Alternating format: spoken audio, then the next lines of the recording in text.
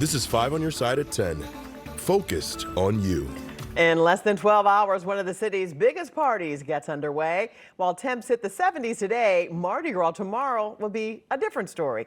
Meteorologist Gary Frank has a first look at our weather impact forecast. Gary. Yeah, it's already a little different outside right now. As we look at that city that's well lit up, and you can just be outside, you can feel the buzz of things going on. Obviously, some events going on right now. And for tomorrow, you will wake up, and it is a lot different than what it was today when we woke up. Now, temperatures already in the mid-40s in Litchfield. We're in the mid-50s in the city, and then upper 50s further south. It's all part of where that front has settled in. We'll see that north breeze. It's out of the northwest now. You're starting to hear that in St. Charles. Gusts over 30 miles an hour in many spots. It's a little lighter to the south, but that's all part of that front that's moved through and obviously brought in some much cooler air. And what we'll see over the next several hours is the fact that our temperatures will fall into the mid-30s. It's chilly. You'll notice as we get into 6 a.m., it's in the low 30s, but that wind is going to make it feel cooler.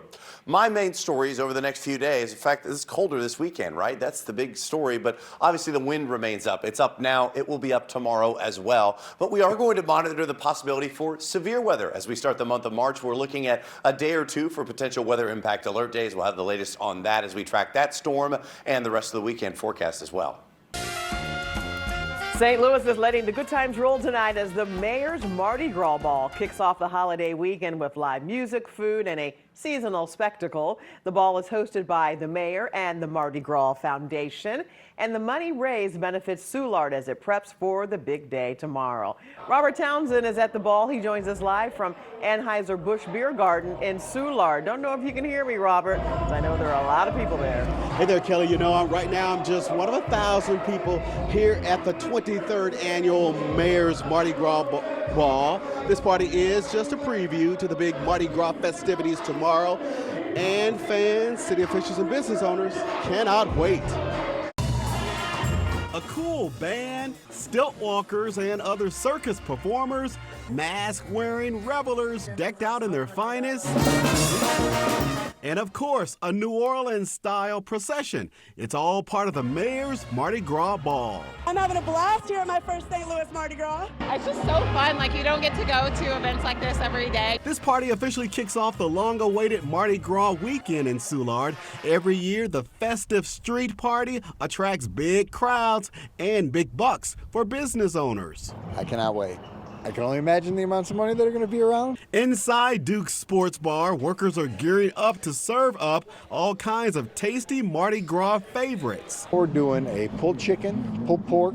We have all beef hot dogs, mac and cheese. And outside, John Gito and his staff have their huge tent in place where Mardi Gras fans will dance the night away to live music from the Bobby Ford Band. Admission is free. A few blocks over, the folks at 1860 Saloon near 9th and Geyer We are the excitement around here. Are also counting down to all the Mardi Gras mania and money they'll rake in. We're do okay, but we have a lot of people that are working here, that are taking care of us. A lot of things to support here in the community, and that's what we've been doing it for a long time. For 50 years, Mardi Gras festivities have been a major moneymaker for the city. This year, when all the St. Louis-style fun wraps up, the city hopes to rack up at least $25 million. Let everybody know we're here. Everybody be safe. Come down here to Soulard and enjoy yourself. And back here live, this is the first time the Mayor's Ball has been held right here at the Anheuser-Busch Beer Garden. This party is expected to go on at least until midnight. Live in Soulard, Robert Townsend, 5 on your side. And the Soulard Mardi Gras festivities kick off tomorrow with the Bud Light Grand Parade. That starts at 11 a.m. And then here's a look at the route. It starts at Busch Stadium and goes down South Broadway to the Anheuser-Busch Brewery. Drivers are encouraged to avoid the area as much as possible. And for everything you need to know about Mardi Gras, just text the word Marty to 314-425-5355 and we'll send you a link. We are working to learn more about a shooting that happened just a few hours ago in North St. Louis City. Police responded to shots fired on Cates Avenue just after 8 tonight. That's near Kings Highway. Detectives are on the scene. Right now, we don't know what led up to the shooting. And we are working to learn more about a 2-car crash into a building in South City. It happened a few hours ago. Here is the scene on Gravois and California Avenues. That is where police say an Infiniti and Dodge Charger crashed.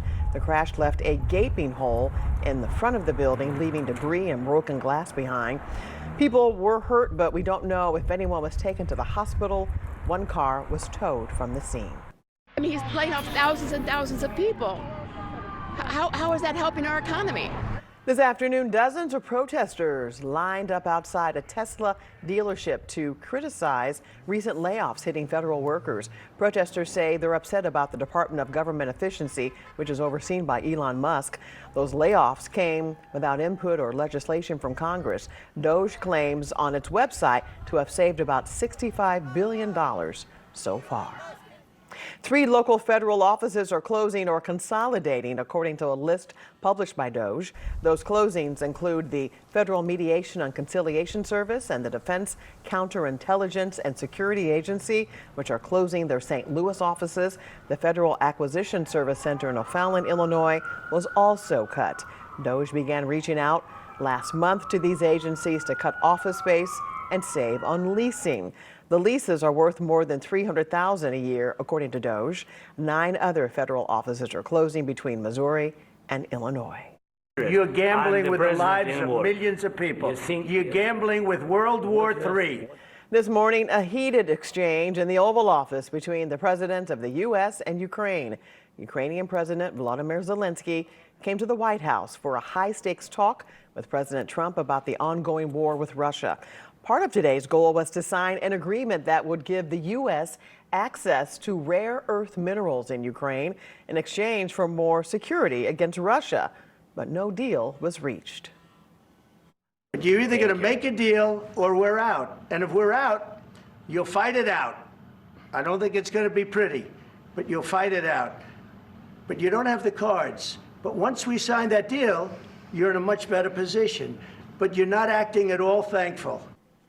A group of senators spoke with the Ukrainian president after the Oval Office argument, including Lindsey Graham.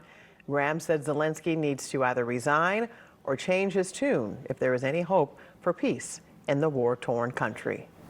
Local politicians have weighed in. Illinois Senator Dick Durbin said in a statement today that President Trump is siding with dictators and, quote, disrespecting a true American ally. Missouri Senator Josh Hawley had a different take. He says the Senate voted for billions of taxpayer dollars to go to Ukraine with no oversight and that it's time for accountability.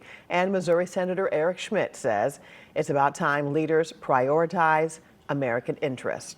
But many are wondering if this interaction will have an impact on the U.S. Our political analyst, Anita Mannion, says there will be fallout. When President Zelensky says, oh, this cash didn't come to us, that's because it's going to American companies. They're building the weapons and then we're sending them to Ukraine. And so there could be impacts domestically with that. If, there continue to be issues with Ukraine's ability to produce agriculture and other things, we continue to see inflated prices. President Trump claimed President Zelensky doesn't want to make peace, but also said he is seeking peace between Russia and Ukraine. Acts of kindness. Members of the Berkeley Fire Department help a fellow firefighter as his daughter battles cancer. Members of the Berkeley Fire Department are doing everything they can to help a local teen battling cancer complete her bucket list. Elsa Wimmerslag was diagnosed with leukemia when she was just 5 years old. She's gone through multiple treatments, including stem cell transplants. But after 10 years of battling the disease, all treatment options have been exhausted. According to a post from the Berkeley Fire Department, when her cancer returned, firefighters have been volunteering to cover all of her father's shifts at the station so the family can spend as much time with her as possible. I mean, there's firefighters working 96 hours straight for me to cover my shifts, donating PTO. It's been incredible. Anything that this brother needs, we will try to facilitate. Just want to thank everybody for all the support we've gotten. It's been amazing. And the number one thing on Elsa's bucket list? To meet Taylor Swift. House of Neighborly Service has created a fund to support her and her family, and you can find a link to donate on KSDK.com in the As Seen on TV section. The St. Louis Zoo is taking precautions, temporarily closing a couple exhibits after a duck found dead tested positive for bird flu. The zoo says it was a wild duck found in the lake. Staff are beefing up biosecurity to protect the zoo's animals. To do that, Penguin and Puffin Coast will close an hour earlier every day so staff can deep clean their space. And Cypress Swamp and the birdhouse are closed indefinitely. Let's check back in with meteorologist Gary Frank with our weather impact forecast. It's going to be a little change in store and some possible severe weather, too. Yeah, it's a lot different when we leave here than it was when we got here, that's for sure. And, you know, not all the time can we say that. Sometimes we're talking about how it's just a few degrees difference, but it's a lot different outside as we see all the planes ready in. And there shouldn't be any problem traveling around flight-wise over the next few days, but it's 55 degrees. That's already 20 degrees colder than our high at 75 was, but still. Key component, it's still 5 degrees above normal. So that was the second warmest day that we've had, not only this year, but on this date here. As you can see, that cold front moved through without much fanfare other than a few clouds. What we've seen, temperatures in the mid-50s now, 30s behind it. There's still some colder air, and I do think that over the next several hours we'll see more of that settle in. Our wind will continue out of the north tomorrow, not as significant, but still gusts upwards of 25 miles an hour are possible at times. Expect us to fall into the upper 20s and low 30s. It's at least clear though now, and you'll see things that are much colder for tomorrow morning. By tomorrow afternoon, low 40s. I think the wind gradually subsides. It still feels pretty good, but it's a lot colder than it was today. That's the bottom line in that sense. Now our next system, here's this one that's working its way off the coast. That's not the one I'm looking at. It's right here, and it's this steady stream of moisture that eventually settles in and works its way, and it digs in eventually as it works its way in by Sunday and Monday. And you'll start to see this over the next few days. Watch this piece of energy work its way into California, the Great Basin. It strengthens, it deepens. This is a pretty strong low, and I think for a lot of the entire Midwest and South, we're dealing with a pretty large-scale system with severe weather threat rising. We're on the northern edge of this, and I think wind is going to be the main threat. You can see as our upper-level wind, where those wind particles are just absolutely roaring. Areas to the south, that's where you're going to see more of that. And I think we're on the northern edge of this system, and what that does for us is, while we're looking at our severe risk, which is increased from Memphis and points south, we're kind of on the northern edge of this from the Storm Prediction Center as we watch that. And that's why it's a potential weather impact alert day here. As we look at the severe weather potential right now, this is a wind thing for me from thunderstorms. I think we're going to see thunderstorms regardless, but it's something that we're looking out for here over the next few days. When you're talking about the next 7 days, though, temps are much cooler. We're in the low to mid 40s this weekend. It's not warm, certainly, but it's Tuesday that even we're in the 60s. Like I said, this is not something that jumps out and says severe weather, but, you know, it's storms that'll be on the way and wind potential. We monitor that this weekend. All right. Thank you, Gary, and thanks so much for joining us. Now, here is Corey Miller with 5 on your sideline.